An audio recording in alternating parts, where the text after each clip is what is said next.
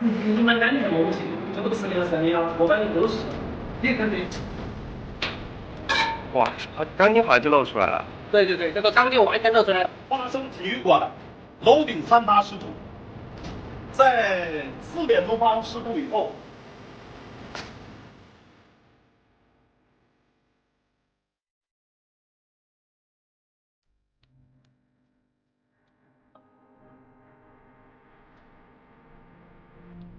It is difficult for Chinese people to own a safe house. Why does it become a dream? Well, we all know China's real estate industry can be considered the largest in the world.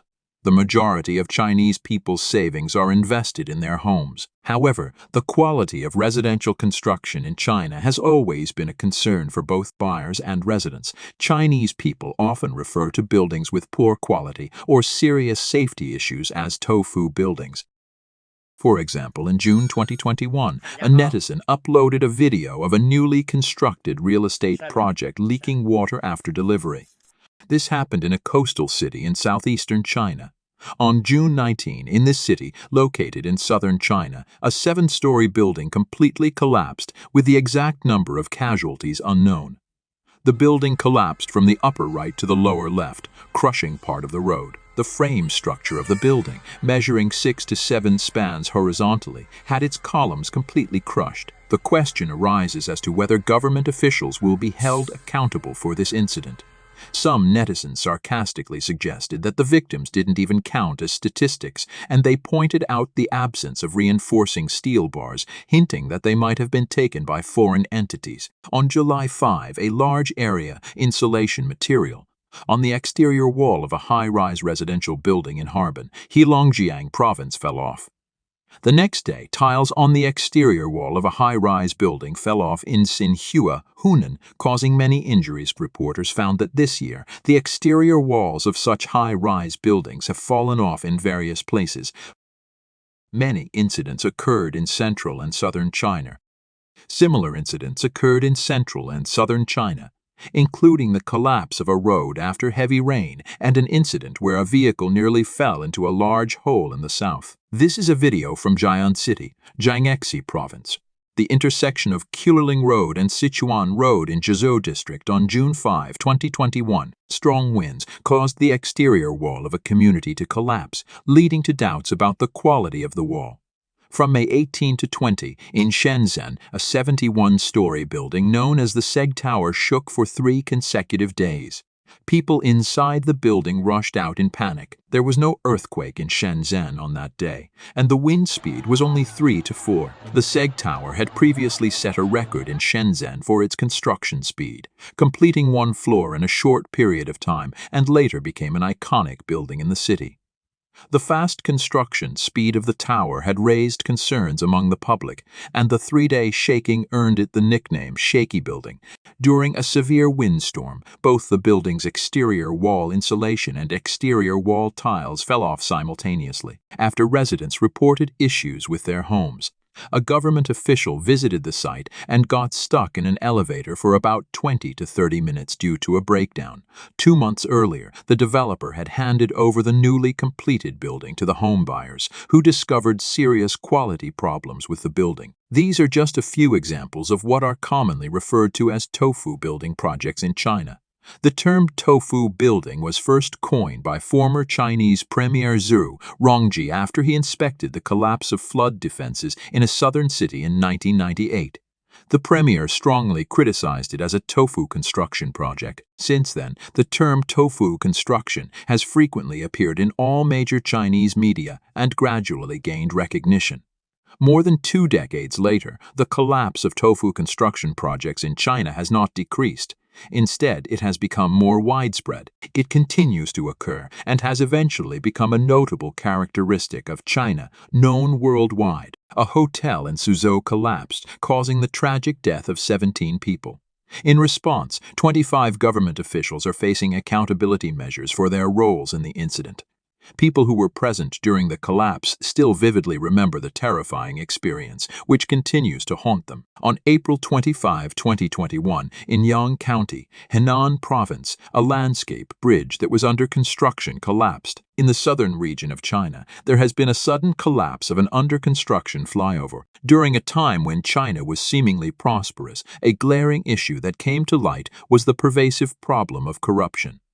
In the current climate of a gradually declining economy, the susceptibility to substandard construction projects, often referred to as tofu drag projects, has markedly increased. This begs the question, can we place our trust in the quality of these projects when financial resources are dwindling? It is imperative to acknowledge that these tofu drag projects serve as harbingers of what are commonly known as rotten tail buildings. The surge in tofu drag projects in recent years forewarned the imminent emergence of a surge in inadequately constructed rotten tail buildings. The crux of the matter lies in the fact that if developers can successfully deliver these subpar tofu drag projects to homebuyers, there may be a diminished incentive for them to ensure the structural integrity and safety of their buildings. To exemplify this point, we can reference the unfortunate incident of an underground garage collapse in Zhejiang Province, where the presence of exposed steel bars conspicuously indicated a substandard tofu drag project. This is the underground garage of a neighborhood in Zhejiang Province which has collapsed. A citizen told a story on news. "I'm taking great risks to document this situation. Where has all the concrete gone? Look at this staircase. It's on the verge of collapsing. The walls are riddled with holes. There are no electrical outlets, and basic utilities like gas and running water are non-existent. Each day I find myself lugging heavy water bottles up and down the stairs, filling them using an outdoor hose. It's like going from a dream to a nightmare. Our family invested everything in this house. Initially, I purchased it for my son, who had ambitions to start a business in this city. Little did I know that the building would deteriorate to such an extent. My family has become fractured, with my son and husband refusing to speak with me. Miss Xu is currently unemployed, and her son and husband, residing in a distant province, blame her for their financial woes. They have severed communication ties, and she has no alternative but to occupy her incomplete apartment, hoping that the local government in Guilin will step in and assist her in resolving her predicament. She was just one of approximately 20 buyers living in what they call decaying apartments in Sholand County Mansion.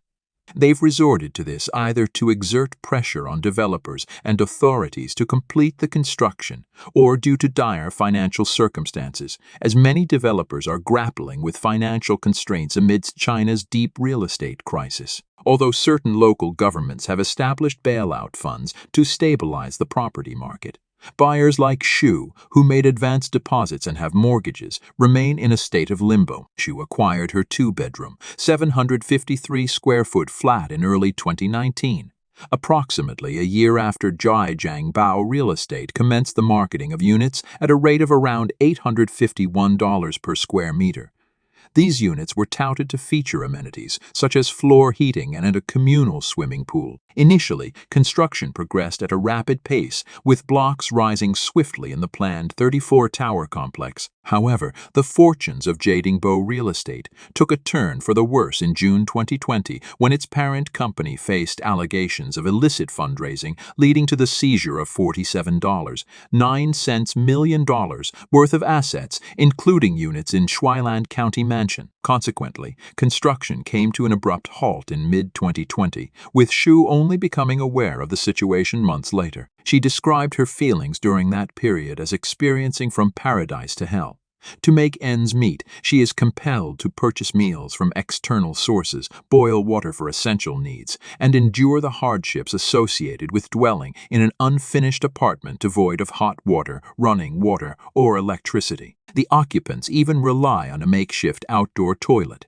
Their predicament symbolizes the bursting of the real estate bubble in China. The country's pre-sale policy, which mandates that buyers pay up front and secure a bank loan for properties that are still under construction, has left countless buyers in dire straits. When these properties fail to meet expectations, buyers not only lose their initial deposits but also grapple with the burden of repaying their bank loans. The suspension of mortgage payments for these decaying buildings across different regions of China has triggered a domino effect, exacerbating the crisis. Why is the prevalence of substandard construction projects, often referred to as tofu drag projects, on the rise in China? Let's explore this issue by considering recent specific incidents. On August 8, 2021, a tragic incident occurred in Harbin, a northern Chinese city where the seventh floor of an office building suddenly collapsed. Chinese official media reported that 11 people were trapped, with 4 fatalities and 7 injuries. This building, originally a local government structure, aged approximately 50 to 60 years and had later been leased to a private company. Notably, the 7th floor where the collapse occurred was a later addition. The accident transpired while 11 workers were waterproofing the roof, leading to the roof's collapse. In a separate incident documented in a mainland media video from September 2020, a deputy mayor in Hainan province discovered construction workers taking shortcuts at a construction site. And on the afternoon of July 23 at 14:56, the Qixihar Fire Rescue Brigade received an alarm that the gymnasium of Qixihar No. 34 middle school had collapsed, trapping multiple people. At 15:10 on the same day, the fire rescue team arrived at the scene and conducted reconnaissance, revealing that the roof of the No.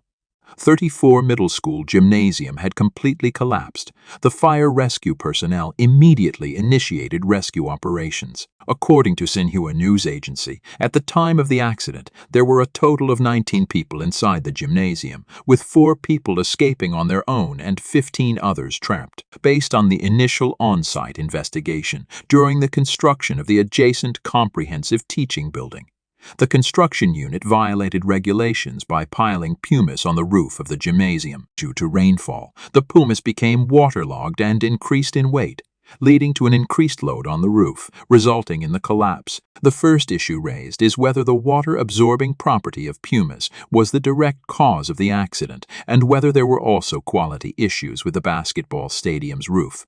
The second issue concerns the 26-year-old teaching building and whether routine quality inspections were neglected over time. The third concern is related to the newly constructed comprehensive building, and questions have been raised about the possibility of corruption and whether on-site safety personnel turned a blind eye to certain matters. The fourth issue revolves around parents of the deceased students claiming that they were not informed about the situation. There are 2 explanations why the building collapsed. Firstly, the issue of routine safety inspections of the 26-year-old teaching building. Formalism is commonly observed in many regions, especially in northeast China. For old buildings with many years of service, regular safety inspections should be conducted annually. For enterprises, failure to conduct equipment inspections would result in fines and rectification orders from the relevant authorities. For schools, neglecting inspections could lead to the Educational Bureau's leadership taking responsibilities. Hence, safety inspections are an indispensable aspect and can even be considered mandatory. In this regard, relevant departments allocate funds for building safety inspections, which are carried out by qualified individuals. However, whether funds were allocated and inspections were performed or not remains unknown, and it is even possible that the allocated funds were misappropriated. Therefore, this underlying issue also requires in-depth investigation. Secondly, the presence of any hidden dealings in the construction of the new comprehensive building. The official explanation for the basketball stadium collapse is that the roof collapsed due to the improper stacking of pumice. The reason for the improper stacking was the ongoing construction of a nearby comprehensive building. This comprehensive building was constructed by the Heilongjiang Jiamei Construction Company, Limited, and there are indeed some questionable aspects related to this construction company. Firstly, this construction company has undertaken multiple projects within the school campus. It started as a decoration company and then ventured into construction. While it may have acquired qualifications, the quality of its work is uncertain. Moreover, winning multiple bids for school construction projects indicates a certain level of capability, which is likely to be beyond doubt. Secondly, for the No. 34 comprehensive building project, Jiamei was not the initial winning bidder. According to available information, Jiamei Construction was not awarded the project initially. The first winning bid was secured by Jiangsu Dahong Construction Industrial Group Company, Limited, and Northeast Forestry University Engineering Consulting Design Research Institute Company, Limited. These two companies collaborated, increasing the chances of winning the bid. Such operations indeed resulted in both companies securing the bid, and the bid prices and design fees were disclosed as 31.54 million yuan and 665,000 yuan, respectively. However, something peculiar happened subsequently. Not long after winning the bid, the project was declared invalid due to objections, and it was re-tendered. In the second tender, Jiamei Construction won the bid, but the bid price was not disclosed. In other words, they initially won the bid, provided the bid price and had a design institute supporting them, but then the project was cancelled. In the second attempt, Jiamei won the bid again, but this time the bid price was not revealed, and there was no mention of a design institute involved. When journalists attempted to interview the project director at the time, it was claimed that the director had been transferred and could not be reached. In conclusion, the entire Jiamei Construction Company's involvement in the construction of the No. 34 building is shrouded in mystery. Currently, China covered all information about the deceased students. On July 24th, many people saw a video where the father of one of the deceased girls expressed his anguish over the events of that day. The father stated that his daughter was inside the building, and he was only informed of her death just now. However, in reality, his daughter had already lost her breath and life from the moment she was rescued. Yet he was denied access to see her or obtain information. He expressed his acceptance of his child's passing, but could not accept the neglectful handling of the situation, where information was withheld, and the presence of a large number of police seemed to be merely for preventing any disturbances. It was only then that people realized that the initial reports had only focused on reporting positive news and failed to disclose the reality. Now, with the benefit of hindsight, netizens have observed that the disclosure of the Pumis issue is a way for the relevant authorities to shift blame and avoid discussing the problems of building aging or potential shortcuts in construction. As multiple issues have surfaced, it becomes apparent that the convergence of these factors has damaged the image of the relevant organizations in the eyes of the public. Officials who constantly prioritize their own reputations are bound to undermine public trust, as concealing and evading issues too frequently leads to public skepticism regardless of subsequent statements. The proliferation of tofu dreg projects in China can be attributed to various factors. An article in the Daily Economic News of mainland China sheds light on this issue. The author, who once worked in a construction administration department, reveals some dark secrets within the construction industry. He said, "The financial pressure involved in construction projects should be taken into consideration. Funds must cover materials, labor, and management expenses. Fierce market competition leads to slim profit margins. Even when the entire construction budget is allocated to the project, profits often remain under 10%. Consequently, a significant portion of project funds might be used for bribes. To maintain profitability, corners may be cut on a large scale, subpar materials may be purchased, or labor costs may be defaulted upon. These issues are exacerbated by the breakneck speed of construction in China. The desire to complete projects quickly leads to rushed work, insufficient quality control, and the use of inferior materials. Furthermore, an unwritten rule in the construction industry mandates 20,000 work when conditions allow, contributing to shoddy workmanship. Counterfeit materials, such as fake steel bars, also find their way into construction projects, jeopardizing structural integrity. The rapid pace of infrastructure and real estate development, driven by China's economic growth, further exacerbates the problem. A combination of financial pressures, competition, lax oversight, rapid development, and unethical practices has resulted in an increasing number of substandard construction projects in China, posing significant risks to public safety and property. China grapples with construction quality and natural disaster risks. Besides, the state of construction for these facilities is a matter of serious concern. The impact of various natural disasters, such as heavy snow and strong winds, is making the living and working conditions of the average Chinese citizen increasingly precarious. This was evident when a powerful tornado swept through several villages in China's eastern provinces, causing extensive damage like ripping off roofs and toppling power poles and trees. While the local government officially reported no casualties, social media in China suggested a different story, with claims of 2 villages reduced to ruins, at least 3 fatalities, and numerous injuries. The Chinese Communist Party (CCP) conducted its inaugural national survey on comprehensive natural disaster risks. Why is it crucial to map out data on property construction for disaster prevention? It now appears to be essential, considering the scale of the issue. According to this data, there are over 600 million urban and rural buildings and more than 800,000 municipal facilities spread across cities, towns, and villages in China. These structures are intended to provide people with shelter, but may ironically pose risks due to quality concerns. Before the Great Firewall of China crumbled, Chinese citizens continued to endure pain right within their own homes and workplaces, driven by the fear of buildings that might collapse at any moment. 怎样？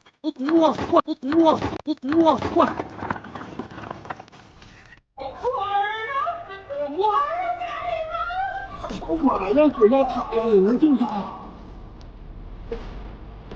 你快来！我等等。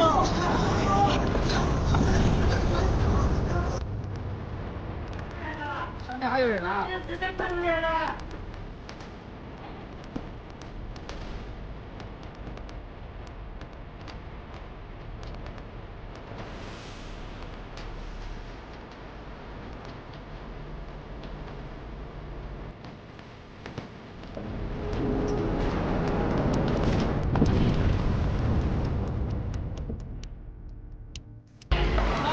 那个房子已经垮了，那栋房子又不行了。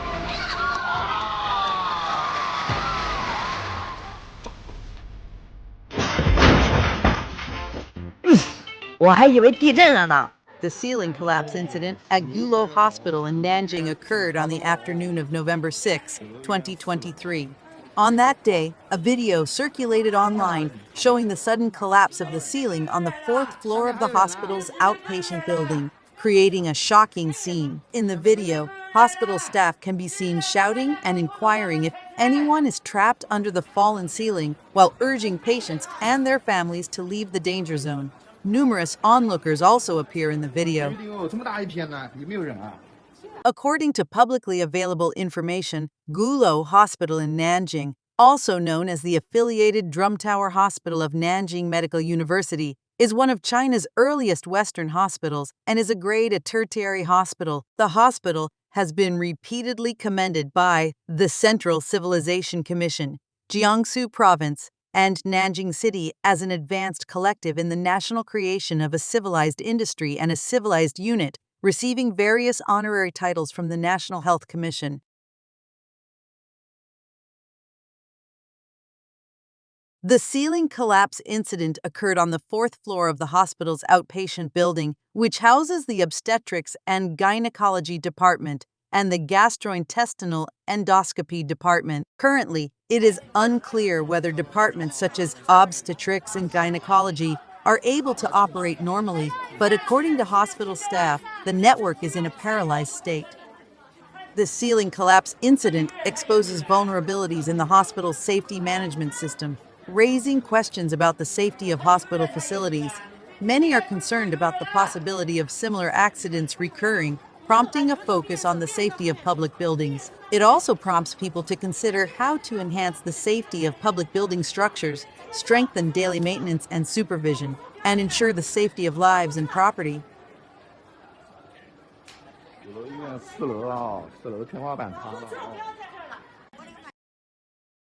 Woman breaks stone guardrail, or shoddy construction again.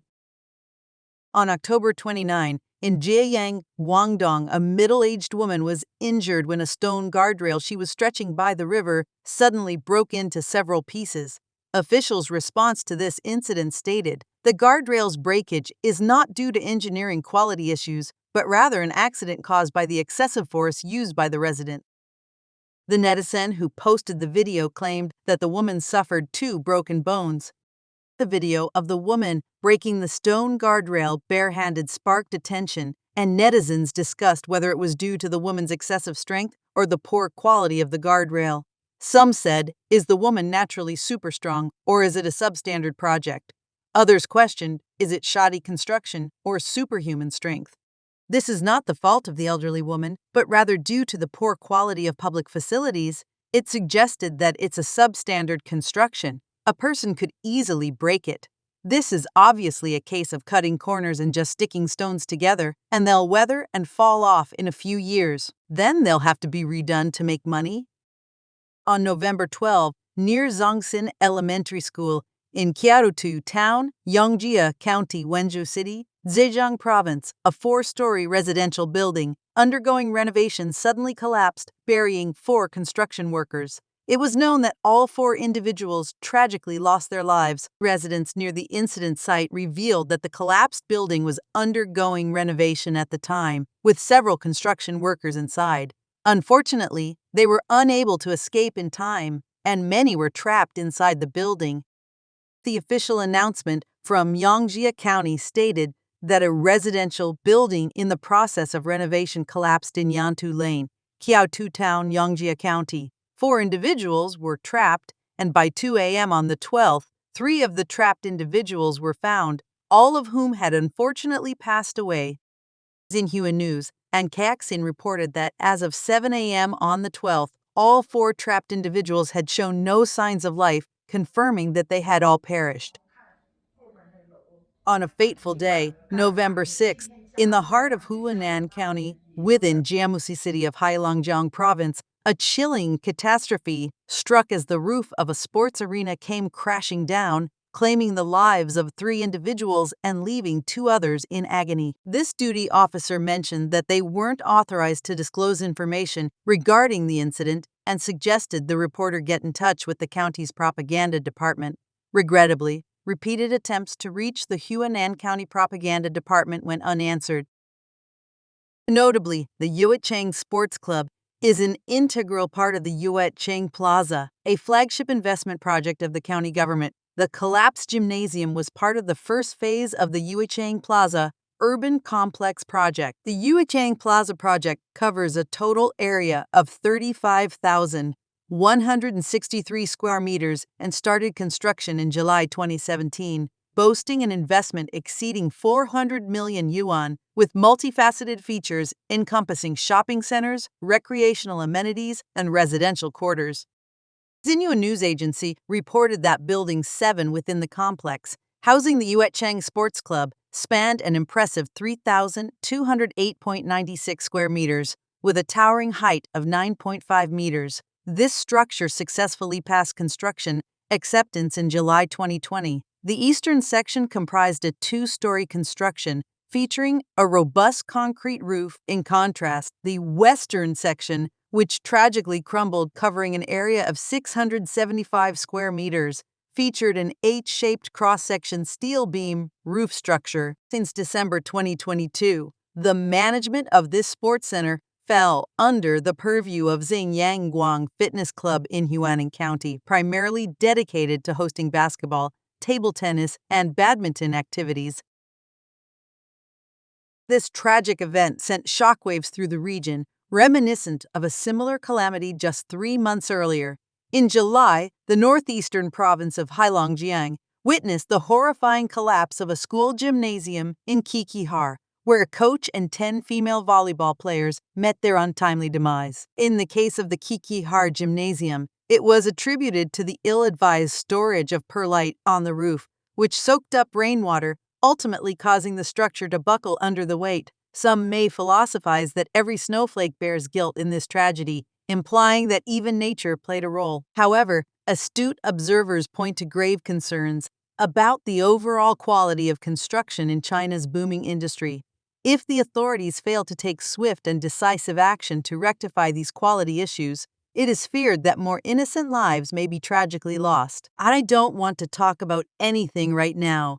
I'm just looking at the final results of the paper investigation, said the family members of the victims of the collapsed roof accident at Yuechang Sports Club in Huanan County, Jiamusi City, Heilongjiang Province, to Jiamian News on November 10. 2023. Currently, the families of the 3 deceased high school students are still gathering at the funeral home to visit their children. After the accident, the developer of the building, Heilongjiang Yusheng Real Estate Development Limited Company, immediately came to the forefront. The Tianyancha app shows that the legal representative of the company is Wu Liqian. The number of employees in Wu Liqian's real estate development company was not large, all family members. The company did not have the corresponding qualification for construction engineering construction. The usual practice was to be affiliated with another qualified company. According to a 2019 judgment from the People's Court website, the Yijing Shengxi community was developed and constructed by Yang Jinli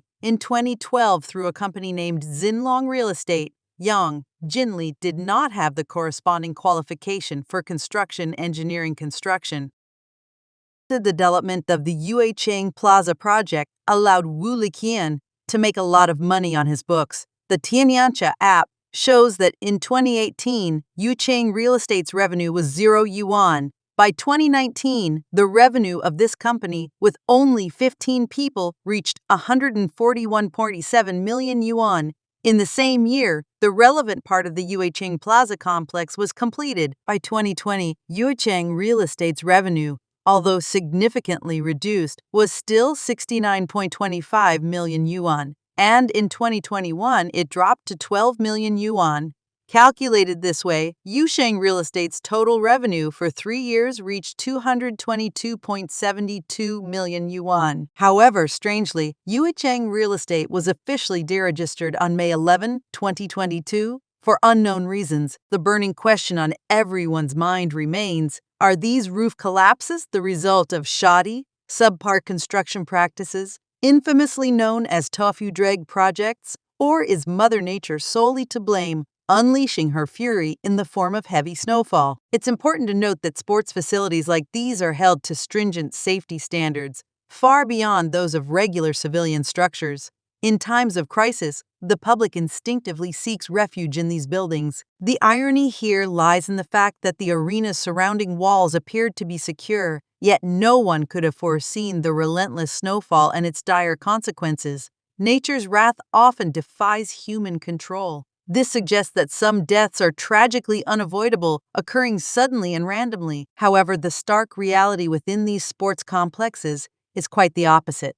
When they collapse, the deafening roar is akin to an earthquake or a violent explosion. As the influence of Chinese construction projects associated with the Belt and Road Initiative expands globally, Nepal's airport, funded and built by a Chinese state-owned enterprise group, is facing scrutiny due to concerns about subpar quality. The Belt and Road Initiative, led by the Chinese Communist Party, serves as a diplomatic tool amid heightened tensions with the United States. However, the substantial debt incurred by partner countries is exacerbating economic challenges. The Pika International Airport in Nepal, established by a Chinese state-owned enterprise, commenced operations in January of this year. A New York Times report alleges poor quality, suggesting that the Chinese company may have inflated the project cost. Nepal has launched an investigation into potential corruption issues, according to a CNA report citing the New York Times on the 12th. As developing nations assess the ramifications of significant borrowing from China for major infrastructure endeavors, anti-corruption officials in Nepal are scrutinizing the flagship airport financed and constructed by Chinese state-owned enterprises. The international airport in Pakura, Nepal's second-largest city, with a construction cost of $216 million, began operations in January but has struggled to attract regular international flights. Concerns have arisen about its ability to generate adequate revenue to repay loans from Chinese lenders. Nepalese officials have sought Beijing's assistance in converting the loan into a grant to alleviate the financial strain, but the Chinese government has not acquiesced. Publicly available information from China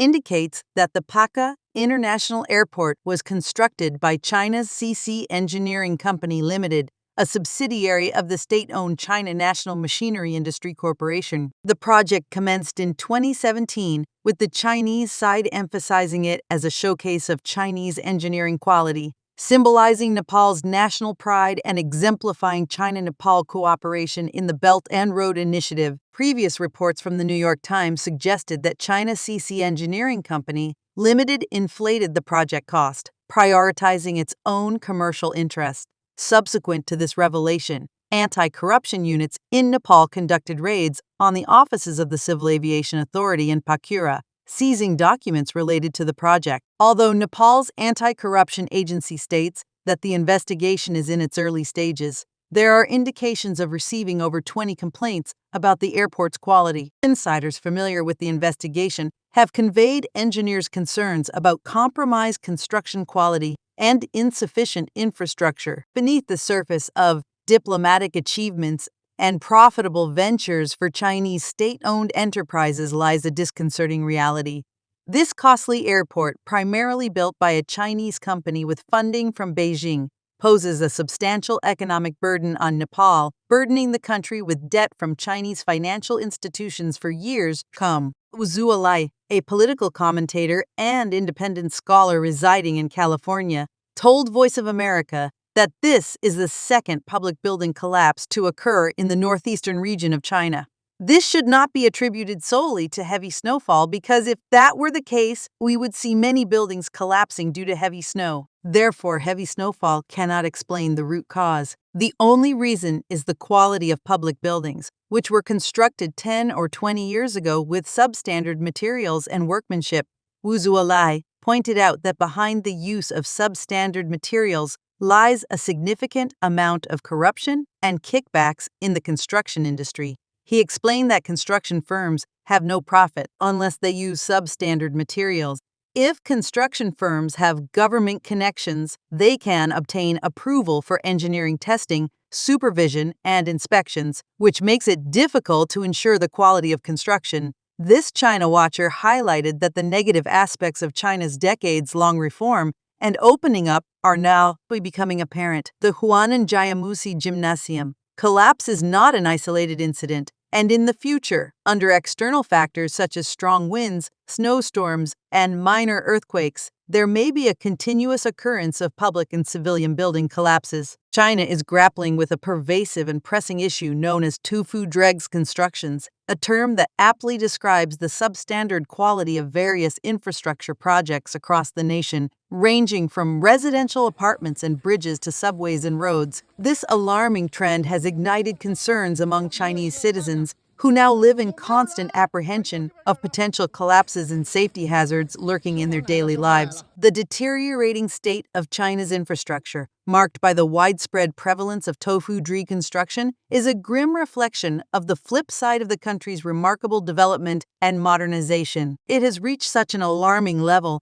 that some have likened the situation to an apocalyptic scenario, emphasizing the severity of the impact these projects have on people's safety and well-being. While China's ability to bypass regulations and cut corners in construction allows for the expedited completion of infrastructure projects compared to their Western counterparts, this expediency comes at a significant cost. Safety and quality are often compromised in the process, putting the lives of millions at risk. Moreover, the construction of massive infrastructure projects in China, many of which remain unused or underutilized, has led to an alarming increase in CO2 emissions and the generation of colossal amounts of waste materials. This not only exacerbates environmental pollution, but also contributes to the degradation of the nation's fragile ecosystems. In essence, the Chinese Communist Party's inclination to prioritize saving face over saving lives has hindered the timely dissemination of crucial information during critical emergencies. This unfortunate reality underscores the urgent need for reforms in the construction industry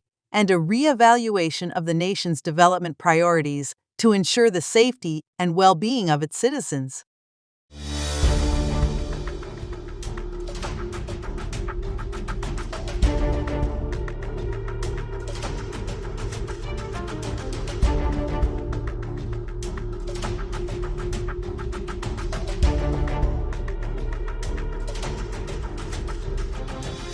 Construction projects in China are nicknamed tofu by the people. Tofu projects and buildings have mushroomed under the CCP regime due to rampant corruption among officials and cadres. Corruption permeates from top to bottom, even in the construction sector, leading to the use of substandard materials, steel and cement. As a result, these constructions are of poor quality, with crumbling walls made of sand, concrete without reinforcement, and buildings that are very easy to collapse when unexpected incidents occur. Many cases of residential buildings and large traffic bridges collapsing have occurred in the mainland, causing significant loss of life. The number of such incidents increases every year, but the CCP regime continues to ignore this problem. China's shoddy construction projects are becoming more and more bizarre. In addition to the already common occurrences of building collapses, bridge collapses, and road collapses, the phenomenon of shaking buildings has recently appeared. On June 25th, the official website of the Housing, Urban Rural Development, and Water Affairs Bureau of Changchun District, Foshan City, Guangdong Province, issued a situation report stating that at about 15 hours on June 24, 2024, Block A of Vanke Financial Center in Changchun District shook slightly, and some people inside the building evacuated downstairs. After a preliminary investigation by experts, no damage to the main structure of the building, cracking of the surrounding site, or falling off of the curtain wall panels was found. Video posted online showed the high-rise building of Foshan Vanke Financial Center shaking violently. The footage showed that a high-rise building in the center of the city kept swaying, and employees inside fled downstairs to the open area below. Someone said, "The whole building is shaking." In another scene, a potted plant placed on an employee's desk is seen shaking up and down, left and right. The female employee said, "There's an earthquake. It keeps shaking. Look, oh, it's shaking so hard." No, it's the entire foundation shaking. However, Chinese media reported that the surrounding buildings of Tower A of the financial center did not shake, and people in Towers B and C of the nearby financial center within 100 meters also said they did not feel any obvious vibrations. Relevant staff from the Seismological Bureau even said that no earthquake occurred in Foshan and surrounding areas around 1530. Someone left a message on Weibo and said, "Wasn't the damping adjusted?" I remember this happened in Shenzhen a few years ago. The Shenzhen Seg Plaza building also shook like this last time, and then part of the building on the roof was demolished. There have been road collapses here before. However, some people said, it hints at a financial earthquake. Coincidentally, in addition to the phenomenon of swaying in the Vanke building in Foshan, there was also a phenomenon of swaying in a high-rise building as far away as Wuhan. On June 23rd, a high-rise residential building in Wuhan swayed inexplicably in the wind. The video posted online shows a building swaying left and right together with a nearby tree, and there is relative back-and-forth movement between two unit buildings. However, no residents were seen outside the building. Some netizens left comments under a related video on social media. How to deal with so much construction waste? Guangzhou has just collapsed, and the buildings are shaking again. Although it has nothing to do with me, I really can't stand it. On June 21st, a residential building suddenly collapsed on Tianfu Road, Tianhe District, Guangzhou. Video footage showed that the collapsed stairs squeezed the exposed steel bars together, and the scene was in chaos. Heart-wrenching cries were also heard in the video. A man said, "Someone is injured in the rubble. Call for help immediately." China's construction crisis, a catastrophic saga of tofu buildings and substandard safety. The quality and durability of commercial housing in China has come under scrutiny lately. Economist Ma Guangyuan claimed that due to poor construction standards and materials, most commercial housing built in China since 2000 will require major repairs within 30 years. In the Chinese real estate market, the majority of houses are substandard, especially those built after 2015. Many ordinary citizens have purchased houses at high prices but of low quality. Therefore, when people talk about what will happen after 70 years, you don't even need to consider the 70-year issue. It would be surprising if these houses could last for 70 years. That would be extremely conscientious. In my opinion, they may not even last for 70 years. Major renovations may be required after 30 years, and there may be no way to address the issues effectively. He has all the reasons to make this statement. Not only that, Chinese infrastructure is also terrible in terms of quality.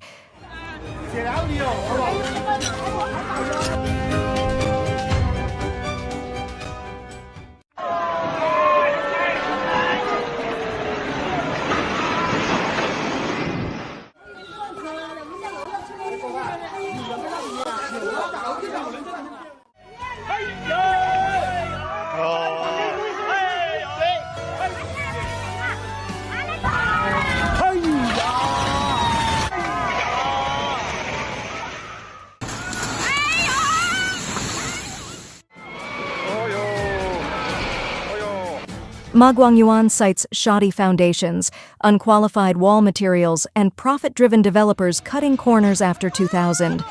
Defects stay hidden initially. Chinese also lack a maintenance mindset, quickening deterioration. Surveillance video. A house collapsed in Wenzhou, killing 4 people. Some people ran to escape the moment it collapsed. A house collapsed near a market in Zhanghai District, Jiangmen, Guangdong. A gas explosion caused the building to collapse in a community in Tianjin. If a gas explosion in a room can cause this much damage, we have to question the quality of the house. Since 2000, surging prices made real estate seem hugely profitable. Construction, however, takes 2 to 3 years minimum, challenging quality control when rushing for buyers. Eager owners often accept flawed units just to gain deeds quickly. As prices climbed, some developers focused more on margins than standards, knowing defects get missed during resales. Buyers have little leverage, even if dissatisfied, as long as problems seem minor. Collapsing buildings is really not a rare sight in China. The slope protection of Yixin community in Sichuan collapsed, causing serious damage to the building.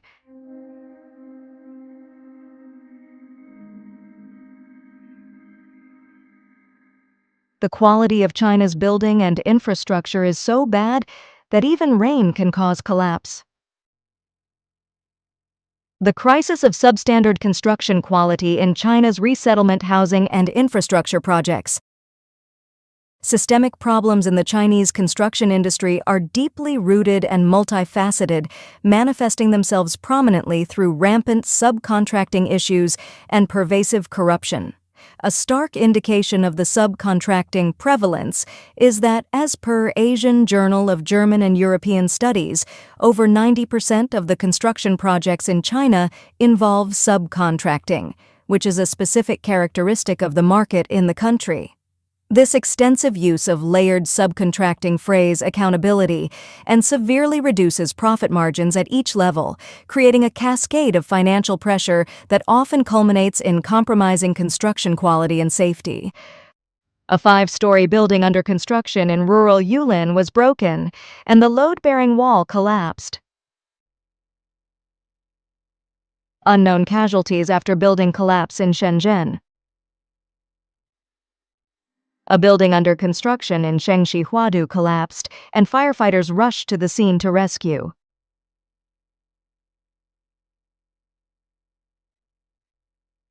By the time the work trickles down to the final tier of subcontractors, who are typically tasked with the actual construction work, the available profits have been so diminished that these entities are frequently driven to employ cost-cutting measures.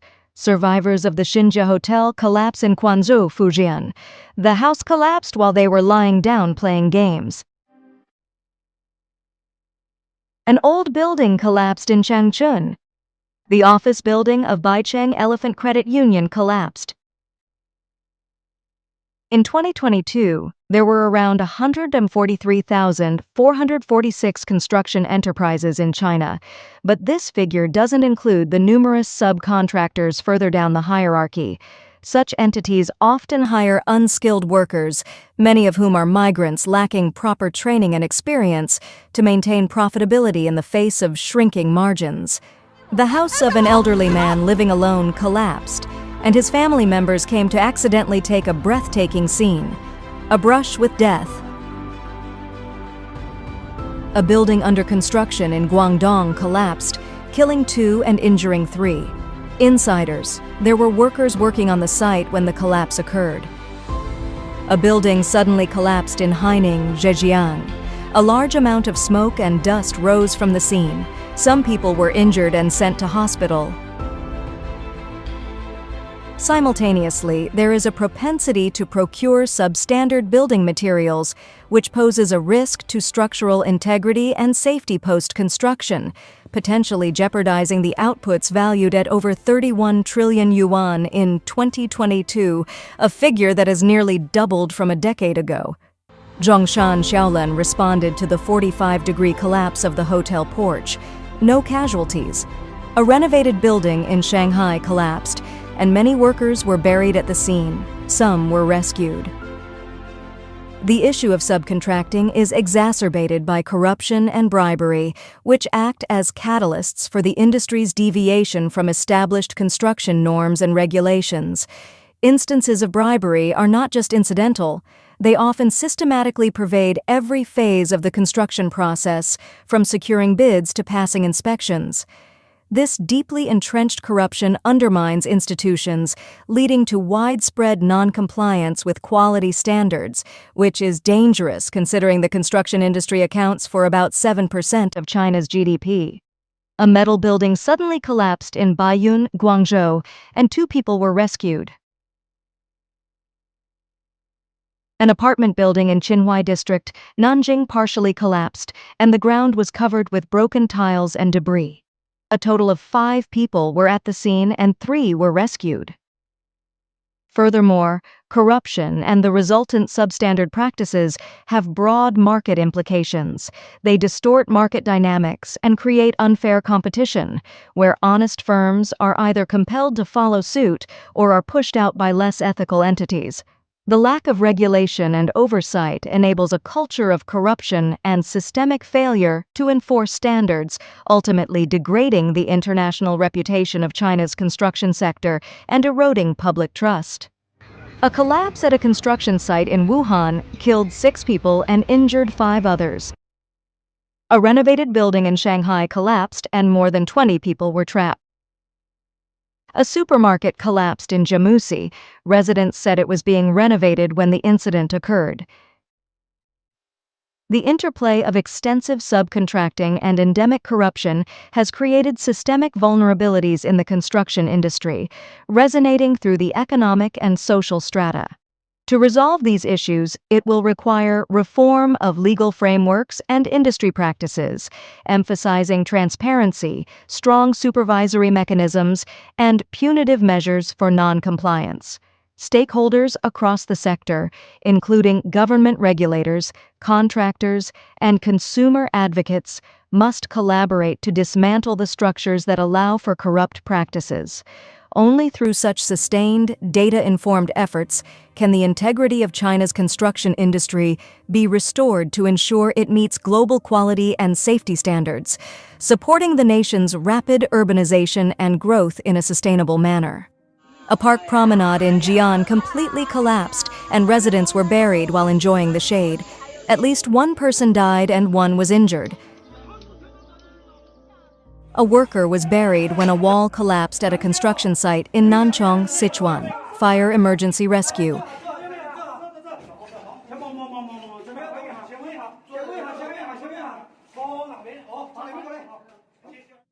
Addressing quality and safety in China's construction industry. The Chinese construction industry, a sector that contributed to around 8.2% of the country's GDP in 2021, is facing a critical landscape of quality and safety concerns, deeply rooted in the inadequate procurement of materials and labor. The relentless drive to cut costs often results in the use of substandard construction materials, where in some examined cases, the strength and durability fall below the required Chinese standards by as much as 20%. A tower crane collapsed at a construction site on Heping Avenue in Wuhan. A small car was hit, and many people were injured. Buildings collapsed after continuous rain drenched southern China.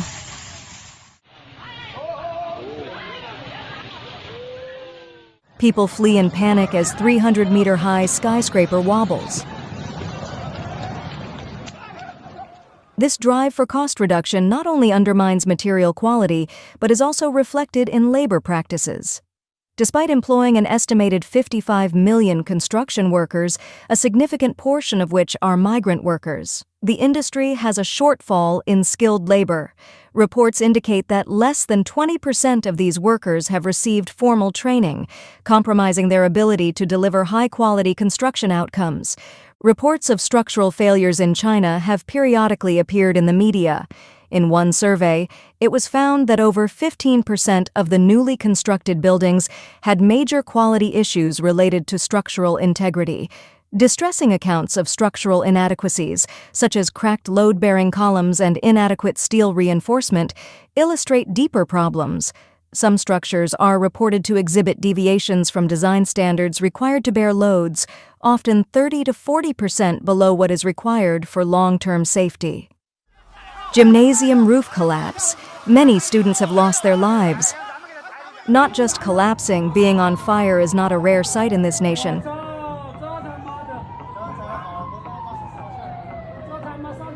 There was an abnormality on the sidewalk. The old man was watching and the ground suddenly collapsed and he fell into the pit. Insider. He has been sent to the hospital. Often, these lapses are deliberately concealed. Cover-ups with cosmetic fixes are common and concerning, suggesting that the frequency of structural inadequacies being superficially masked could be as high as 60% in some regions, leading to an inability to carry out necessary remediation. The sidewalk suddenly collapsed, and pedestrians passing by were swallowed instantly. A sidewalk collapsed in Dachuan District, Dazhou, Sichuan. In the early morning of October 8th, Dazhou officials reported that 4 people were suspected of being trapped. A man in Zhuzhou, Hunan, was walking when the sidewalk suddenly collapsed and said someone fell into the pothole. The psychological and physical implications for residents are severe, as trust in the safety of their homes fades. In high-profile cases, such as the evacuation of a 70-story building in Shenzhen in 2021 due to unexplained movements, the risks have become frighteningly tangible. Furthermore, the value of investments is jeopardized, with property devaluation reaching up to 30% in buildings identified with construction defects. A large hole formed on the pedestrian crossing on Zhonghua Street in Shijiazhuang.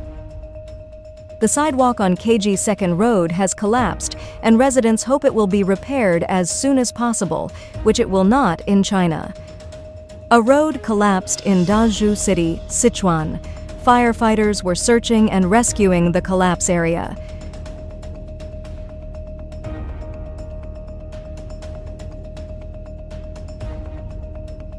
These underlying issues create a dire need for rigorous regulatory reforms, with reports showing that investment in real estate development in China reached nearly 14 trillion yuan in 2022. Ensuring the safety and quality of these investments is critical for economic stability. To address this, the Chinese government has initiated policies aimed at improving construction quality, including the 2016 introduction of the Contractor Credit Evaluation System, which attempts to regulate the 270,000 construction-related entities operating in China. The pedestrian crossing at Xiamen No. 1 intersection collapsed. The sidewalk in front of Jinfeng Experimental School in the high-tech zone suddenly sank, and a construction vehicle fell into a large pit. The ground collapsed strangely, and the truck suddenly fell in.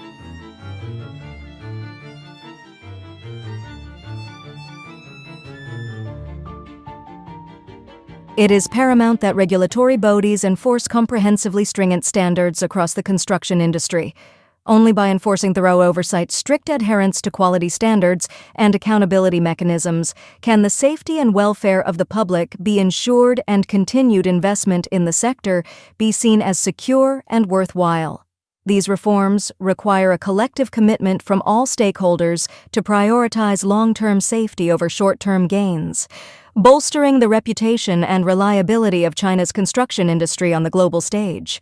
A sidewalk collapsed near a river. A sidewalk collapsed in Xiamen. The road collapsed and everyone fell into the septic tank. Nothing is truly safe in China. The extensive quality issues in Chinese construction projects have precipitated a pressing call for comprehensive action and introspection.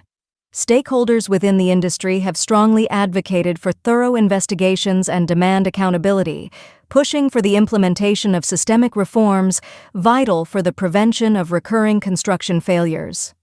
The urgency for such reforms is underscored repeatedly through reports of compromised structural integrity, use of inadequate materials, and blatant acts of non-compliance within the sphere of resettlement housing projects.